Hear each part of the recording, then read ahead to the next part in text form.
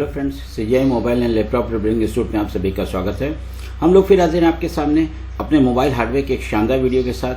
Friends, आज का हमारा टॉपिक है Asus Max Pro M1 में डिस्प्ले फॉल्ट। उसको हम लोगों ने कैसे स्कीमेटिक डायग्राम के थ्रू चेक किया था, इस वीडियो में हम आपको इसकी कंप्लीट डिटेल देंगे। फ्रेंड्स, आज की डेट में स्कीमेटिक डायग्राम की नॉलेज बहुत ज़रूरी होती जा रही है। बहुत सारे सॉफ्टवेयर्स आ गए हैं मार्केट में, पेड सॉफ्टवेयर्स हैं जैसे रेट्रैक्स है, डीजेड टूल है, बोनियो है, जिसको लेकर आप लेटेस्ट सेटों के स्कीमेटिक डायग्राम प्राप्त कर सकते हैं, क्योंकि फ्री में आपको स्कीमेटिक डायग्राम नहीं मिलेंगे।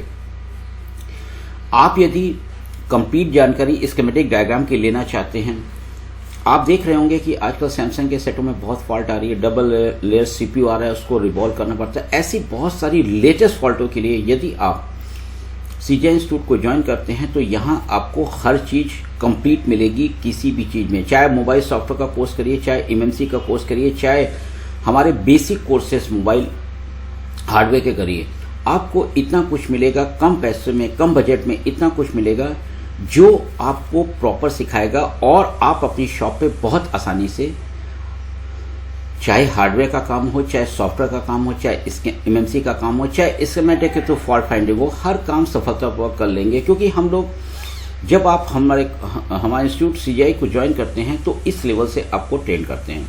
तो चलिए, इस वीडियो को बहुत ज़्यादा लंबा ना करते हुए हम लोग आगे बढ़ते हैं और देखते हैं कि कैसे हम लोग ने Asus के इस हैंडसेट में स्कीमेटिक डायग्राम के थ्रू डिस्प्ले फॉल्ट को सॉल्व किया।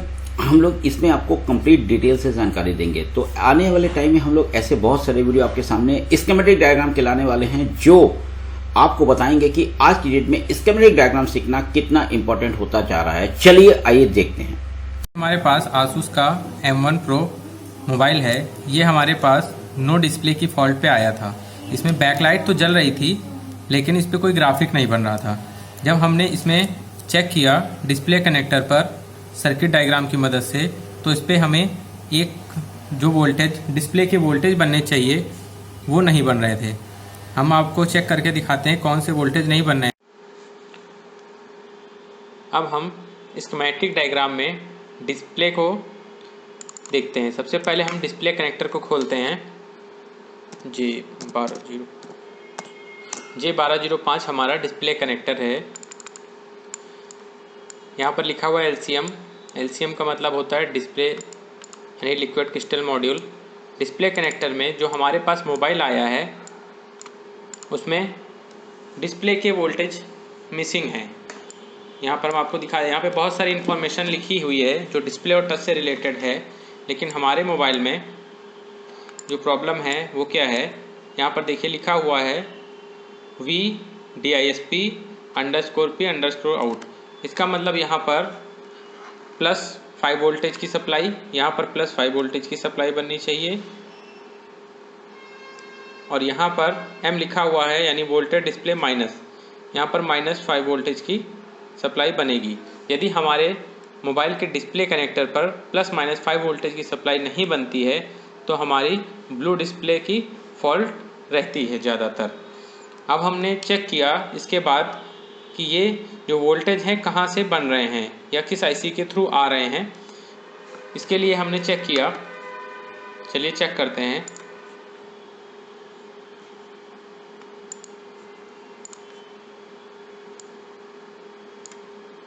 ये किस आईसी से बनाए जा रहे हैं वोल्टेज।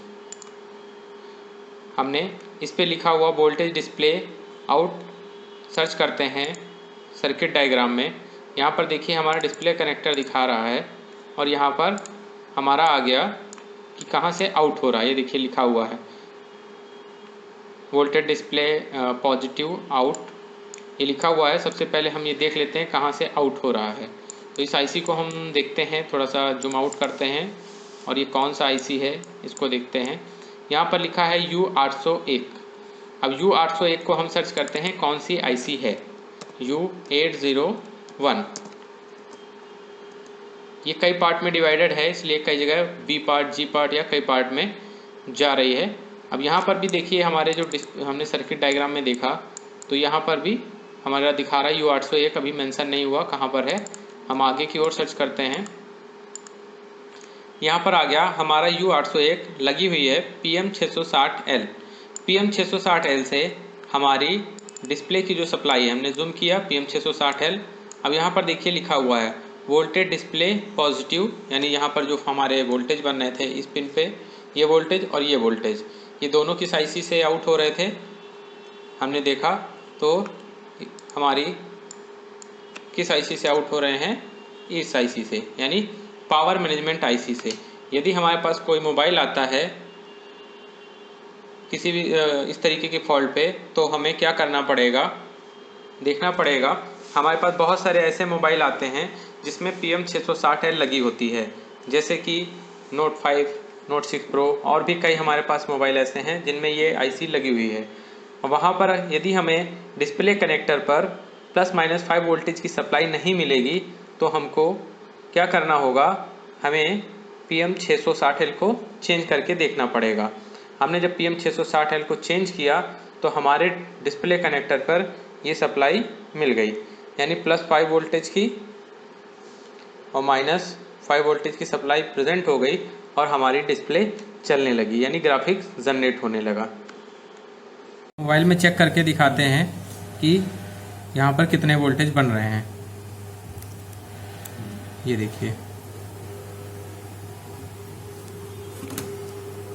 यहाँ पर डिस्प्ले कनेक्टर है और डिस्प्ले कनेक्टर के इन दो छोटे छोटे से कंपोनेंट पर हमें -5 वोल्टेज और +5 वोल्टेज की सप्लाई मिलनी चाहिए। इस वजह से इसमें डिस्प्ले नहीं आ रहा था। जब इसमें उस IC को चेंज कर दिया गया PM660L को, तो इसमें डिस्प्ले की प्रॉब्लम सॉल्व हो गई और ये ठीक हो गया है। इस तरीके से हम सर्किट डायग्राम की मदद से किसी भी मोबाइल को आसानी से रिपेयर करना सीख सकते हैं।